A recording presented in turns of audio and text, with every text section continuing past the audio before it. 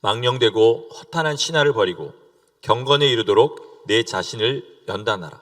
육체의 연단은 약간의 유익이 있으나 경건은 범사에 유익하니 금세와 내생에 약속이 있느니라. 미쁘다 이 말이여 모든 사람들이 받을 만하도다. 이를 위하여 우리가 수고하고 힘쓰는 것은 우리 소망을 살아계신 하나님께 두미니 곧 모든 사람 특히 믿는 자들의 구주시라. 너희는 이것을 명하고 가르치라. 아멘. 지난주에 제가 설교 중에 이스라엘과 아랍 국가 사이에 있었던 그 전쟁에 대해서 이야기를 했었습니다. 처음 이스라엘을 공격한 나라가 이집트였어요. 이스라엘이 나라를 세우겠다 그렇게 선포하자마자 가장 먼저 3시간 만에 공격한 나라가 이집트였는데 니림이라는 아주 작은 마을을 공격했습니다. 그 마을에 병력이 몇 명 있었냐면 군사들이 30명에서 40명 있었습니다. 그리고 그 중에 12명이 여자였고 그 12명 중에서 몇 명은 할머니였어요. 거동이 불편한. 소총 몇 자루, 그 다음에 그 기관총 하나, 그 다음에 박격포가 하나 있었답니다. 그렇게 딱 가진 게 다였고요. 이집트 쪽에는 병력이 몇 명이었냐? 500명에서 800명 정도 되는 병력에 전투기, 탱크까지 있었어요. 그런데 이집트가 졌습니다. 이스라엘이 이겼어요. 물론 하나님께서 일하셨죠. 하나님께서 함께 하신 결과입니다. 그런데 인간적인 눈으로 보기에 그들이 전투에 지게 된 가장 큰 이유는 뭐냐면 이집트의 군인들이 전혀 훈련이 안 되어 있었던 거예요.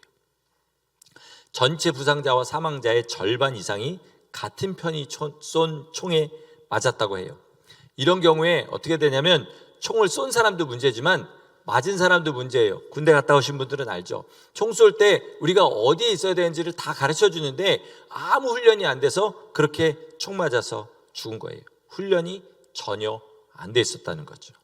성경은요, 우리를 그리스도의 군사들이라고 말씀합니다. 그리고 우리의 모든 싸움은 누구에 대한 싸움이다? 악의 영에 대한 싸움이다. 이렇게 말씀해요. 에베소서 6장에 나오지요. 여러분, 마귀는요 막강합니다. 우리가 예수님 없으면 마귀는 감히 어떻게 해보지도 못할 존재예요.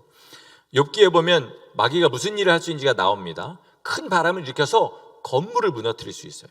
만약에 하나님이 허락하시면 이 건물도 마귀가 무너뜨려서 우리를 다 죽일 수 있습니다. 악한 도적들의 마음을 움직여서 사람의 재산을 빼앗고 죽이는 일도 할 수 있어요. 그러니까 우리가 길거리를 돌아다니면서 미친 사람들한테 죽지 않는 것도 하나님이 지켜주시는 것입니다. 사람에게 별의별 질병이 다 생기게 해서 욥의 온몸에 악창이 생겼었습니다. 그렇죠? 그러나 전제가 있어요. 이런 일을 하려면 반드시 하나님이 허락하셔야 돼요. 그렇죠? 욥에게 미리 무슨 일을 할 때마다 하나님의 허락을 받았습니다. 그래서 마귀가 주님의 성도들한테 할 수 있는 일은 뭐냐면 지금 그 귀에 속삭여서 자기의 생각을 불어넣어 준 일이에요. 그러니까 마귀가 가룟 유다의 마음에 예수님을 팔려는 생각을 넣었더라 이렇게 얘기하잖아요. 그 일을 합니다. 이런 이 모든 경우에 훈련된 그리스도의 군사들은 넉넉히 이길 수 있을 줄 믿습니다. 그런데 많은 그리스도의 군사들이 세상 임금인 마귀를 대적해서 마귀와 싸우려는 마음은 있는데 훈련이 전혀 안 돼 있는 거예요. 그래서 자기도 신앙생활이 어려워지고 다른 사람도 어려움에 빠뜨리는 그런 일이 참 많이 있습니다. 그런 의미에서 오늘 바울 사도가 디모데에게 경건에 이르도록 연단하라 이 말을 우리 마음에 새기기를 원합니다. 연단의 원어 뜻은 뭐냐면 훈련이에요. 영어로 하면 exercise죠. 그러니까 훈련은 뭐냐면 자기의 한계를 깨는 거죠. 리미트를 브레이크하는 거예요. 그것을 위해서 일부러 사서 고생하는 거, 이게 바로 훈련입니다. 요즘 저는 다이어트를 합니다. 혹시 다이어트 하는 사람처럼 보이시나요? 벌써 한 8파운드 정도 빠졌습니다. 멋있어 보이려고 다이어트를 하는 게 아니라 건강하려고요. 최근 들어 이제 이상하게 많이 들려요. 목사님, 배가 너무 많이 나왔습니다. 또 아랫배보다 윗배가 나오는 게 훨씬 위험합니다. 뭐 이런 얘기들이 제 귀에 이제 들려옵니다. 제가 성악을 해서 다른 사람보다 배가 좀 쉽게 나옵니다. 우리 가족들이 그 증인이에요. 그러나 그렇다고 제가 음식을 조절하는 것도 아니고요. 그리고 운동을 많이 하는 것도 아니에요. 그래서 이 배에는 분명히 내장 지방이 많이 껴있을 거예요. 그렇죠. 내장 지방이 많이 껴있으면 나중에 어떻게 됩니까? 여러 가지 질병에 걸릴 가능성이 더 많아지는 거죠. 그래서 열심히 운동하고 식단을 조절해서 내장 지방을 줄이려고 합니다. 그런데 다이어트 해보신 분들은 알죠? 언제 다이어트 실패합니까? 배부르고 음식 생각 안 날 때 실패하시나요? 아니면 배가 고프고 음식 생각이 간절할 때 실패합니까? 음식이 먹고 싶을 때, 배고플 때 실패하죠. 그러니까 다이어트의 성공은 어디에 달려 있어요? 배고플 때 그 고통을 이기는 것에 달려 있습니다. 그렇다면 신앙생활의 성패는 어디 달려 있을까요? 마찬가지입니다. 우리 성도에게 반드시 찾아오는 때가 있습니다. 그건 뭐냐면 마음에 먼지만 풀풀 날리는 광야의 때가 반드시 찾아옵니다. 뜨겁고 은혜가 충만할 때도 있습니다. 그보다는 아무 감도 없고 마음이 메마를 때가 더 많습니다. 그러니까 신앙생활의 성공은 어디 달려 있어요? 뜨거울 때는 누구나 잘할 수 있어요. 뭐에 달려 있습니까? 마음이 메마를 때, 그리고 차가울 때, 이때를 어떻게 이기느냐에 우리 신앙생활의 승리가 달려 있는 것입니다. 그러니까 우리는 영적으로 메마른 광야를 지날 때 더 힘을 다해서 십자가의 좁은 길을 걸어야 될 줄 믿습니다. 그러려면 평소에 뭐 해야 되냐면 경건의 훈련을 해야 됩니다. 경건의 훈련. 그러면 아무리 메마른 광야를 지나는 것 같을 때에도 저절로 몸이 움직입니다. 마음이 안 가는데 몸이 움직여요. 요즘 대한민국에 아주 핫한 축구 선수가 하나 있죠. 요즘이 아니라 한 몇 년 됐지만 손흥민이라는 선수가 있습니다. 이 손흥민은 오른발과 왼발을 자유자재로 쓴다 그래요. 그런 선수들이 그렇게 많지 않대요. 그런데 아무리 양쪽 발을 잘 쓰는 선수도요, 한쪽 발의 슛이 다른 발보다 더 강하답니다, 보통은. 그런데 손흥민은 양쪽 발의 슛이 거의 강도가 똑같대요. 그 비결이 뭔지 아세요? 손흥민이 어릴 때부터 축구 가르친 사람이 누군지 여러분 아시죠? 그 아버지인데 어릴 때부터 하루에 모든 훈련 다 끝나고 마지막에 슈팅을 1000개를 시켰대요. 1000개를. 근데 먼저 왼발로 500개, 그리고 완전히 지친 다음에 오른발로 500개를 그렇게 차게 시켰답니다. 그리고 평상시에도 너 공이 있어서 선택지가 있으면 무조건 왼발로 차라, 이렇게 훈련을 시킨 거예요. 그 결과 현재 손흥민은 어느 위치에서 어느 발로 슛을 해도 상대방이 벌벌 떨게 만드는 그런 탑 클래스의 선수가 되었다는 것입니다. 신앙생활도 마찬가지예요. 평소에 훈련해야 힘든 때가 와도 무사히 지나갈 수가 있습니다. 이런 것이 바로 경건에 이르도록 연단하는 겁니다. 훈련하는 거예요. 자, 경건이란 뭐냐? 자기가 섬기는 신을 닮으려는 노력이에요. 그게 경건입니다. 그래서 불교의 경건은 뭡니까? 가만히 앉아서 명상하는 거죠. 왜요? 석가모니가 신은 아니지만 그 불교의 선구자로 그렇게 명상해서 해탈에 이르렀기 때문에 그거를 흉내내는 것입니다. 그럼 우리의 경건은 누구를 닮는 건가요? 예수 그리스도를 닮는 것입니다. 그 중에서도 특별히 주님의 사랑을 닮는 거예요. 지난주에도 말씀드렸지만요, 주님처럼 사랑하려면 미운 사람을 사랑할 수 있어야 됩니다. 미운 사람을 사랑하는 것은 마음에서 우러나오지 않아요. 왜? 보기만 하면 미운데, 보기만 하면 부담스러운데 어떻게 마음에서 우러나오겠어요? 미운 마음이 올라오는 것을 붙잡고, 그리고 그것을 이기고 억지로라도 뭐 해야 된다고 그랬습니다? 몸으로 표현해야 된다고 그랬어요. 몸으로 자기가 그 사람을 사랑하는 사람한테 하는 것처럼 해야 된다고 했습니다. 그러니까 사랑이라는 말은 굉장히 아름답지만 진짜 사랑하는 것은요, 고난입니다. 제가 여지껏 신앙생활 하면서 자기가 사랑의 은사 받았다고 하시는 분들을 몇 분 만나봤어요. 근데 냉정하게 얘기하면 그분들은 사랑의 은사를 받은 게 아닙니다. 그냥 그분들의 사랑은 뭐냐면 똑같이 마음에 드는 사람 사랑하고 마음에 들지 않는 사람 미워하는 그런 거였어요. 믿지 않는 사람들의 사랑과 전혀 다를 것이 없는 거죠. 다만 이분들의 차이가 있는데 뭐냐면 마음이 좀 넓어가지고 다른 사람보다 안아줄 수 있는 폭이 좀 넓은 거예요. 그러니까 사랑의 은사를 받은 건 아니죠. 제가 어떻게 하는지 여러분 궁금하시죠? 미운 사람 생겼을 때를 보면 압니다. 똑같이 미워해요. 똑같이 미움을 표현해요. 그리고 마음에 그 미움을 품고 어쩔 줄 몰라 합니다. 자기한테 함부로 대한 사람, 상처 준 사람에게는 전혀 사랑하는 모습을 보이지 않는 거예요. 그러니까 그건 사랑의 은사를 받은 것이 아니라는 겁니다. 이와 같이 우리가 주님 닮는 거는요, 절대로 저절로 되지 않습니다. 우리는 제대로 된 신앙생활을 막 마음의 기쁨이 막 넘쳐흐르고 뜨겁고 충만해서 저절로 충성하게 되고 저절로 사랑하게 되는 이런 걸 생각하는데요, 만약에 그렇다면 왜 주님께서 순종하는 사람 상 주시고 불순종하는 사람 벌 주신다는 말씀을 하시겠어요? 그렇죠. 순종은 우리가 하는 것입니다. 다만 할 수 있도록 도와주시는 분이 계시는 것이 세상 사람과 다른 것입니다. 자, 우리 모든 성도는 여러분 그러시죠? 지금 살면서 돌아보시면 신앙생활에 위기가 있었잖아요. 그것도 한 번으로 끝난 게 아니라 주님 앞에 설 때까지 주님 앞에 가까이 가면 갈수록 날마다 더 우리 안에 위기가 오게 됩니다. 그때마다 주님의 말씀을 따라서 이기려면 위기가 오기 전에 열심히 훈련하셔야 되는 거예요. 그래야 내 마음이 지쳐도 내 말과 행동이 저절로 주님 뜻대로 그렇게 움직이는 모습을 볼 수 있는 겁니다. 자, 그러면 무슨 훈련해야 되는지 우리 청년들도 잘 들으시기 바라요. 첫 번째는 예배를 훈련해야 됩니다. 예배에 나오기로 마음을 정하는 것부터가 예배입니다. 나 오늘 예배 나갈 거야 이러고 마음을 정하는 것부터 예배예요. 무슨 일이 있어도 나는 예배에 나가서 주님을 만나리라 이렇게 작정하고 예배를 삶의 1순위로 놓고 나오는 거죠. 예배를 빠지지 않고 나오는 것이 신앙생활은 아니에요. 하지만 거기서부터 뭐예요? 삶의 1순위, 프라이어리티를 정하는 훈련을 하는 것입니다. 이날 이 시간만큼은 어떤 것에도 양보하지 않겠다 이렇게 마음먹을 때 그때부터 뭐가 시작되냐면 실제적인 싸움이 시작됩니다. 자, 그걸 이제 훈련하다 보면은 처음에는 이렇게 되죠. 내가 벌써 연속으로 4주를 교회를 나왔네, 6주를 나왔네, 6개월을 나왔네 하다가 이제 이때쯤 되면 하루쯤 내가 나한테 상을 줘야겠다, 오늘은 예배 안 나가, 뭐 이런 마음이 생기죠. 근데 그렇게 오르락 내리락 하다가 어느 순간 이제 주님 앞에 나오는 그것이 내 삶 가운데 당연하게 자리를 잡으면 거기서 기본적인 훈련이 된 것입니다. 다시 한번 말씀드립니다. 예배에 빠지지 않고 나오는 게 구원을 받고 천국 가게 만드는 가장 중요한 요소는 아니에요. 하지만 예배에 나오기 위해서 모든 시험과 유혹과 싸우는 그것이 뭐예요? 나 하나님 사랑합니다, 하나님은 내 삶의 프라이어리티 1순위이십니다 라고 고백하는 가장 일반적인 방법인 줄 믿습니다. 두 번째는 기도 훈련하셔야 됩니다. 나는 믿음이 없으니까 기도 안 해도 돼, 이런 사람은 절대 없어요. 믿음이 연약할수록 더 기도하셔야 됩니다. 하루에 10분이라도 시간을 내서 기도하셔야 돼요.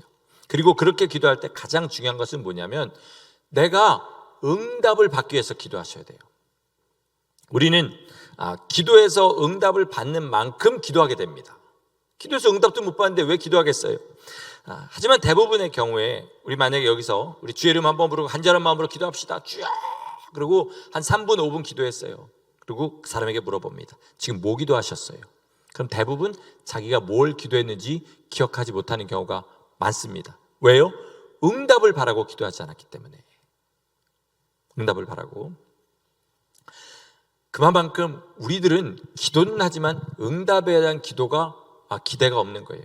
응답받기를 바라고 기도해야 자기가 어떤 마음으로 뭘 구했는지 배우게 됩니다. 그럴 때 기도의 용사가 될 수 있습니다. 여러분 시간 정해놓고 기도하셔야 돼요.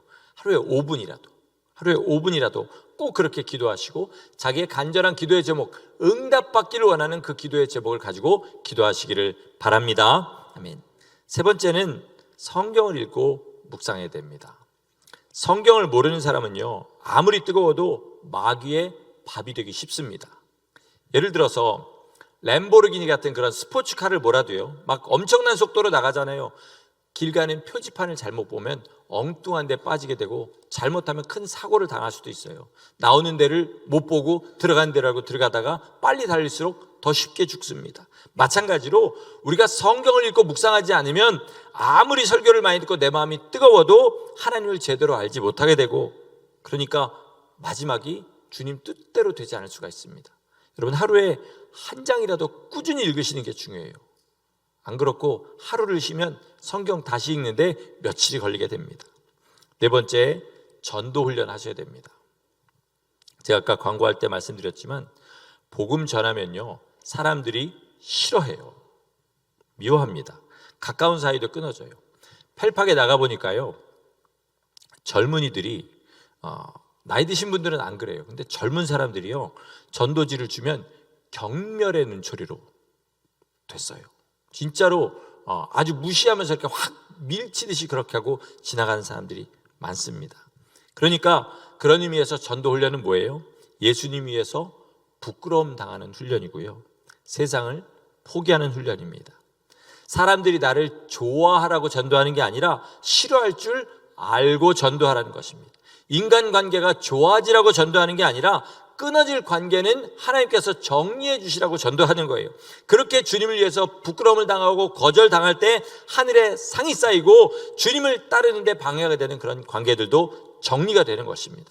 그러니까 여러분, 예수 이름을 열심히 전해봐야, 그래야 하나님께서 내게 가까이 하게 하신 사람, 그리고 멀리해야 될 사람을 알게 된다는 것입니다.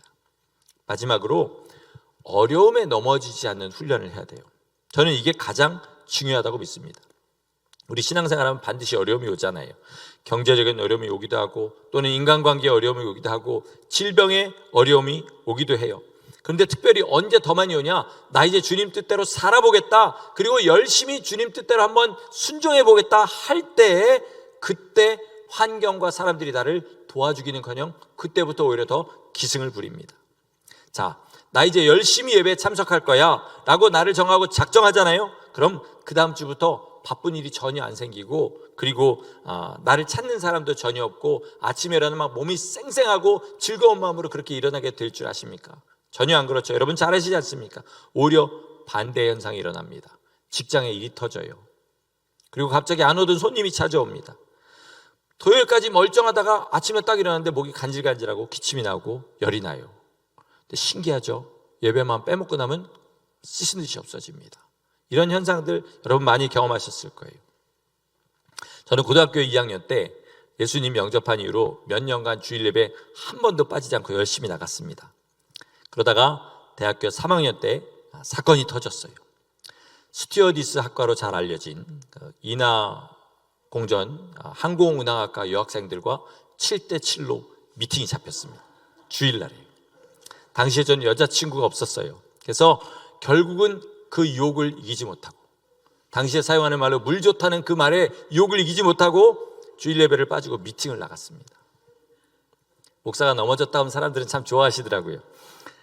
미팅을 통해서 여자친구를 만들지 못했어요.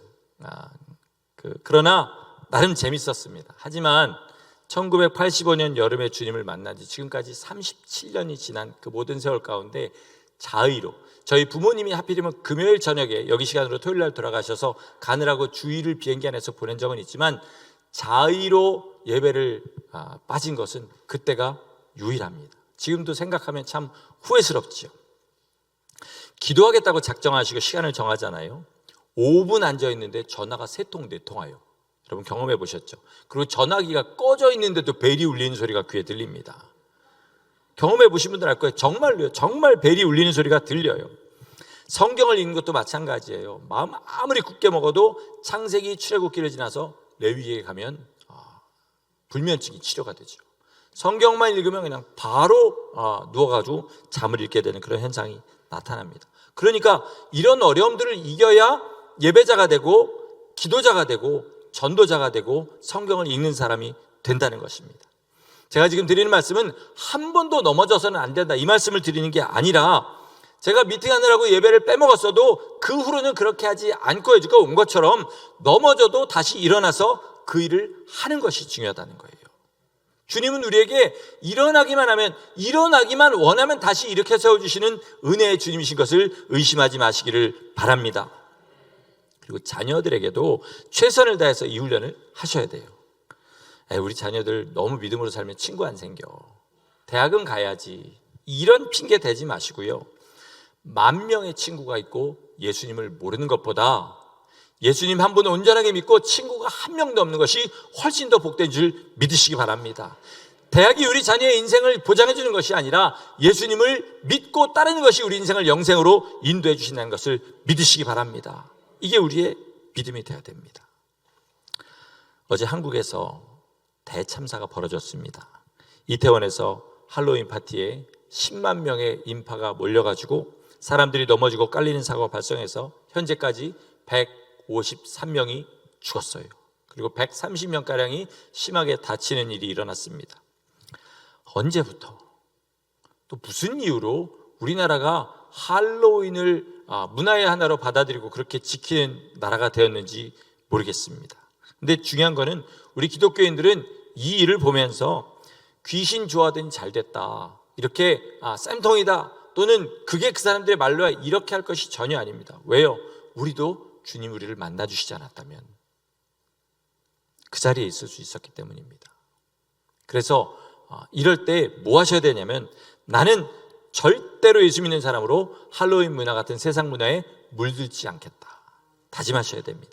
작은 것 하나라도 허용하지 말아야 되고, 할로윈 데에는 자녀들 학교 안 보내시는 것이 맞습니다. 토론토 십자가교회 박정민 목사님 교회에 1학년짜리 어린 여자아이가 하나가 있어요. 근데 그 어머니에게, 학교 담임선생님에게 메시지가 하나 왔습니다. 아이가 수업 태도가 너무 안 좋아서 그걸 지적했는데 반항하고 선생님을 무시한다, 이런 내용의 메시지를 보냈어요. 할로윈 데이를 설명하면서 이게 이제 문화의 하나다, 그리고 해골들이 막 춤추는 그런 장면을 아이한테 보여준 거예요. 그런데 아이는 교회에서 배운 게 있는 거예요. 주님 뜻대로 살고 싶은 거예요. 그래서 보지 않겠다고 돌려 앉았어요. 보시면 무릎을 꿇고 그렇게 했습니다. 선생님은 돌아앉아서 이거 봐라 했는데 아이는 끝까지 돌아앉지 않고, 선생님이 그것 때문에 화가 나서 CCTV에 찍힌 아이의 모습을 보낸 겁니다. 엄마가 찍은 게 아니라 선생님이 이것 좀 보라고 찍은 거예요. 엄마가 이 메시지를 받고 뭐라고 했을까요? 너 왜 선생님 말 안 들어서 야단쳤을까요? 그렇게 하지 않고 잘했어, 이렇게 우리는 예수님을 지켜드리는 거야 라고 말했다고 합니다. 여러분, 이 아이가 계속 이렇게 잘한다면요, 이 어두운 세상에 분명히 굉장한 고난을 당할 거예요. 그런데 그렇게 고난 받을수록 주님 앞에 받을 축복, 하나님 앞에 받을 상은 얼마나 더할지 한번 생각해 보시기를 바랍니다. 성도 여러분, 우리 주님 뜻대로 살려면요, 굉장히 많은 것들을 날마다 포기하면서 살아야 됩니다.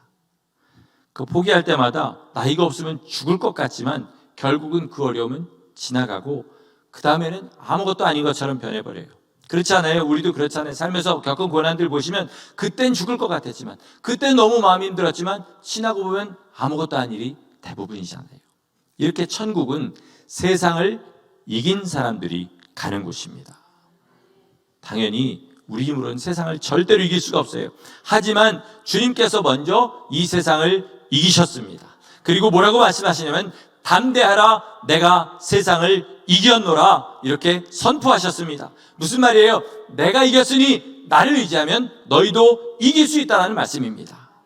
우리는 이렇게 세상을 이기신 주님을 의지해서 세상을 이길 수가 있는 것입니다. 그런 의미에서 마지막으로 우리가 해야 할 훈련이 있습니다. 그것은 뭐냐면 겸손의 훈련입니다. 겸손의 훈련. 누가복음 17장에는 밭에 나가서 일하고 온 종의 이야기가 있어요. 내용은 이렇습니다. 종이 주인의 밭에 나가서 하루 종일 일하고 돌아왔어요. 그리고 저녁 먹는 시간이 되었습니다. 근데 주인이 하루 종일 일한 종에게 너 수고했으니까 이제 식사 같이 하자 하지 않고, 너 식사 준비해라, 그리고 옆에서 서빙해라, 내 식사 시중을 들어라, 그렇게 얘기해요. 그리고 나서 너 피곤할 텐데 내가 미안하다, 이렇게 하지 않고 심지어 수고했다는 말도 하지 않아요. 거기다 한술 더 떠서 뭐라 그러냐면, 종에게 뭐라 그러면 나는 무익한 종입니다 라고 고백하라고 말씀을 해요. 요즘 같으면 노동법에 걸릴 이야기죠. 그렇지 않습니까? 하지만 우리가 주님의 일을 할 때는 다릅니다. 정말 죽도록 예배 훈련하고 기도 훈련하고 성경 읽기 훈련하고 전도 훈련한 사람에게 주님은 그때부터 뭐라고 하냐면 너 이제부터 내 십자가를 져라. 한술 더 뛰셔서 설사 십자가에서 네가 죽는다 할지라도 그 죽음의 자리에서 뭐라고 하냐? 나는 무식한 종입니다. 이렇게 고백해라 라고 말씀하시는 거예요. 여러분, 우리가 주님을 위해서 무엇 했든지요, 설사 내 목숨을 드렸다 할지라도 그것에 값으로 따질 수 없을 만큼 더 큰 것을 상으로 돌려받게 됩니다. 그렇기 때문에 우리가 고생한다고 주님께 유익되는 거 아무것도 없기 때문에, 오히려 고생이 심할수록 주님 앞에 받을 상만 더 커지기 때문에, 그러니까 주님께서 나를 주님을 위해서 고생할 수 있는 사람으로 인정해 주신 그것만으로 하나님 앞에 감사하고 찬양하라는 말씀이에요. 나는 무익한 종입니다. 지난주에 어떤 찬양 하나를 들었습니다. 나는 무익한 종입니다. 이 제목의 찬양이에요. 제가 앞소절을 부르고 아시다시피 노래가 잘 안 되기 때문에 그냥 옥타브 로우로 이렇게 좀 듣기에 좀 거북하게 부르시겠지만 가사를 잘 보시고 그 다음에 우리 쌤 형제가 같이 이 찬양을 부르겠습니다. 무슨 내용인지 한번 들어보시기 바랍니다.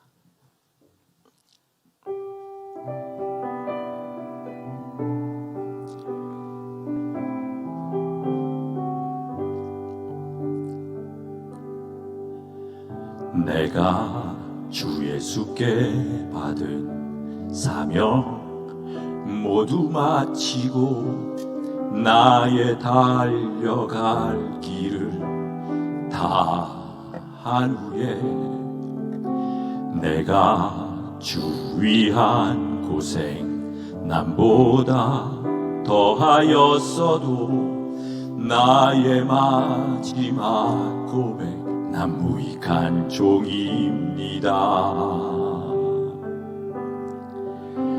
내가 10번을 산다 해도 1000년을 수고하여도 눈물이 내 앞을 매일 가여도 모두 날 떠나가도 주 위에 내 모든 걸 버려도 나의 마지막 고백 난 유익한 종입니다.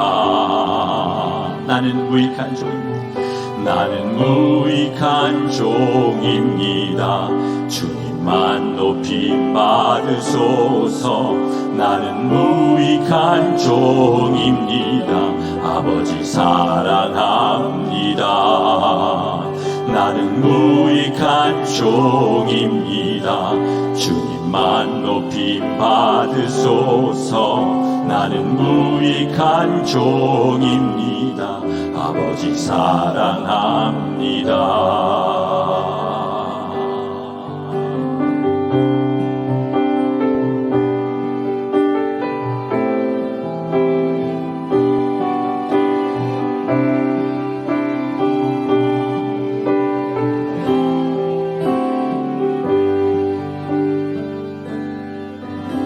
내가 10번을 산다 해도 1000년을 수고하여도 눈물이 내 앞을 매일 가려도 모두 날 떠나가도 주 위에 내 모든 걸 버려도 나의 마지막 고백 난 무익한 종입니다.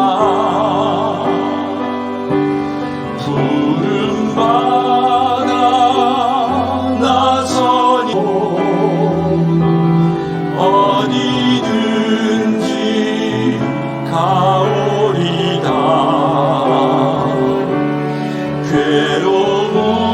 괴로우나 즐거우나 주만 따라 가오리니 어느 누가 막으리까. 죽음인들 막으리까. 어느 누가 막으리까. 주인들 막으리까. 이름 없이 빛도 없이 감사하며 섬기리다. 이름 없이 빛도 없이 감사하며 섬기리다. 나는 무익한 종입니다. 주님만 높임 받으소서. 나는 무익한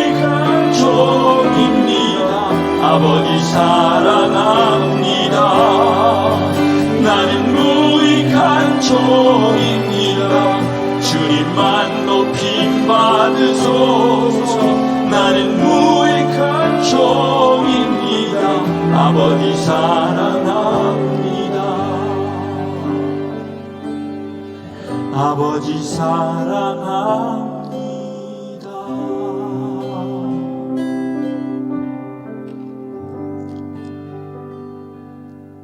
제가 이 찬양 부르면서 왜 많이 울었냐면요, 이 찬양을 그 모얄레에 이원철 선교사님이 그렇게 날마다 부르신답니다.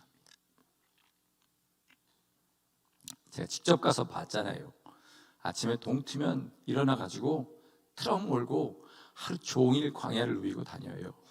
밤 늦게 돼서야 돌아와 가지고 저녁에 학교 가서 또 기도합니다. 그 바짝 마른 몸으로 밤낮 없이 그렇게 광야에 트럭을 몰고 다녀요. 그러다가 암도 걸렸었고요, 전기톱에 손가락도 2번이나 다쳤었습니다. 거의 잘려 나가다시피 했었잖아요. 그런 선교사님이 날마다 뭐라고 찬양하냐면, 나는 무익한 종입니다. 하나님 앞에 그렇게 고백하는 거예요. 왜 그럴까요? 생각할수록 감사한 겁니다. 여러분, 우리가 지금 어떤 자리에서 어떤 일을 한다고 해도 하나님이 나를 써주시는 것만으로 감사할 수 있어야 됩니다. 하나님이 지금도 나를 버리지 않으셨다. 내가 주님 믿고 뭐 했습니까? 지금 그렇게 주님 나라 위해서 뭘 그렇게 쌓고 하나님 앞에 기억될 만한 일 했어요. 그럼에도 불구하고 나를 버리지 않으시고 오늘도 주님 위에 일할 수 있게 하신다는 거예요. 여러분, 고난이 많을수록 더 감사하시기 바랍니다. 주님 위해서 일할 수 있는 기회가 주어질수록 더 감사하시길 바라요. 우리 시간 주님 앞에 이렇게 한번 같이 기도했으면 좋겠습니다.